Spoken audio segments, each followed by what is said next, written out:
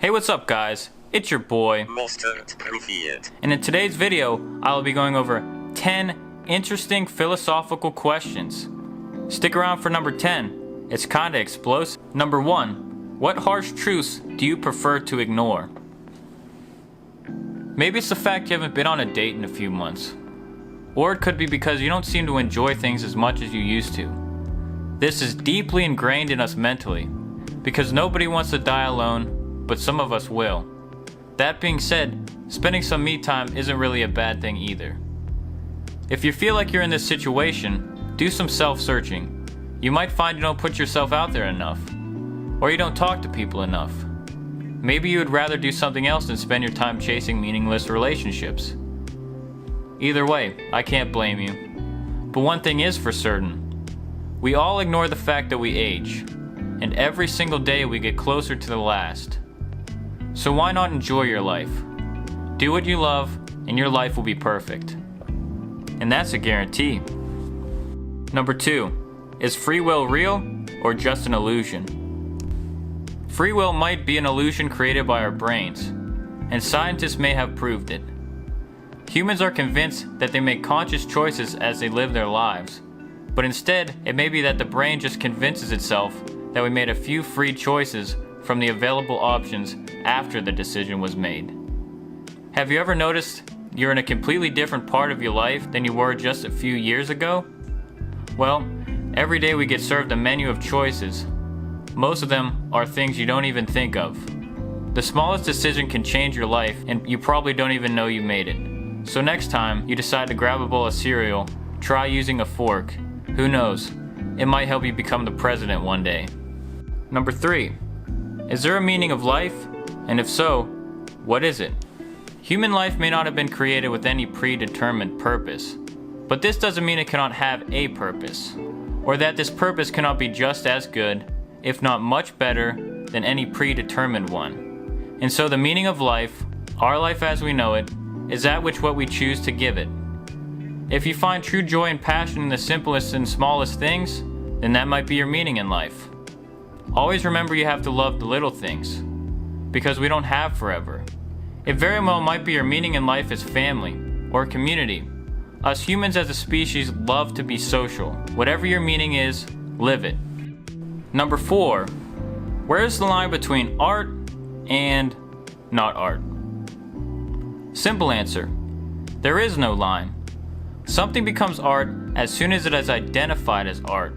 A rock is simply a rock until someone decides it is making a statement. Then, it's art. Personally, I'm not a fan of Jackson Pollock's art style, but who am I to say he's not an artist? What he did was very unique and original at the time, making him an innovator, inventor, and entrepreneur. Art is meant to invoke a feeling and response in our minds. So, in a way, everything is art, even the stuff you drew in 2nd grade. Hey, this video is art, because I made it to help inspire people to think outside the box. Number 5, what should be the goal of humanity? In my personal opinion, our goal should be to sympathize and empathize with those in worse conditions. To some people, the goal of humanity is hand-to-mouth existence. To others, the goal is to amass as much wealth and power as possible. Other humans, they're just happy to be alive. But either way, we are all important, no matter how much wealth or power you have. Your life is meaningful, and so are all those around you. The goal of humanity should be to help others, and strive to be a better people. Also going to Mars, and building a 10-story hotel on the planet Zoltar. Of course. Number 6, does fate exist? And do we have free will? Going back to the earlier question, fate. Some call it God, destiny, or the universe. Regardless, it may be present in our lives, but we ultimately have to utilize our own free will to fulfill our potential. It's impossible for someone to 100% prove the existence of fate, but there definitely are some times in life where things seem to happen for a reason. Maybe one day you got assigned a seat in class beside your crush, and this gave you the courage to walk up to her. And now 25 years later, you're happily married. I personally believe things happen for a reason, one way or the other. It's your choice to utilize them. Now go out and take control of your life. Number 7. What does it mean to live a good life? Living the good life means living a life that sets you free. A life that satisfies and fulfills you, that adds happiness, joy, and a sense of purpose to your life. But it also means to live a life that is worthwhile, a life that makes you a contribution, instead of being solely self-centered. If you love cars, then spend all your time working on them and tuning them. If you do, you'll be happy and content. A way to contribute could be to show your friends, inspire them to follow their dreams. Who knows? We only have one life, find a way to live it to the max. At the same time, don't forget about the things you can do for others as well. Number 8. Why do we dream? Dreams are hallucinations that happen during certain stages of sleep. They're strongest during REM sleep, or rapid eye movement stage. This is when you may be less likely to recall your dreams. Much is known about the role of sleep in regulating our metabolism, blood pressure, brain function, and other aspects of health. But to look at it more vaguely, it may be used for us to help see into the future of some sort of way, or even to see alternate dimensions. This is a very interesting theory, but one we have no way to prove. Regardless of what you think exactly, one thing is for sure. I have no idea what I had to eat yesterday or what I dreamed about, so.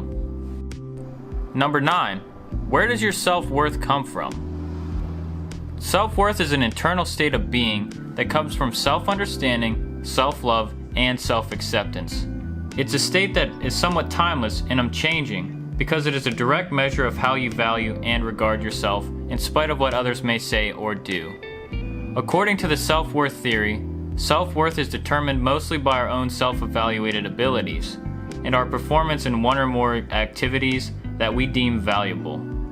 However, people commonly use other yardsticks to measure their self-worth. For example, what kind of car they drive, or how many push-ups they can do. These methods are pretty negative and not very beneficial.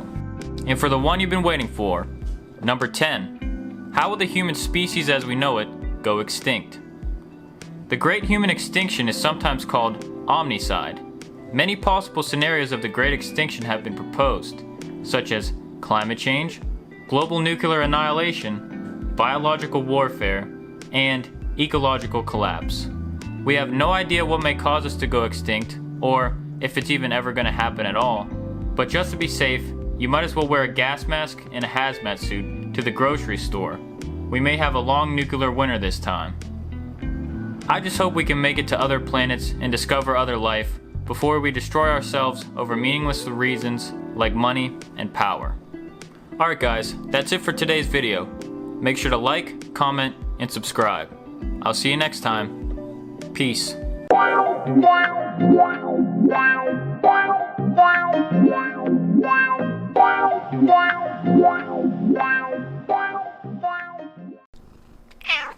I love you, Pickle. You're a good girl. Yeah.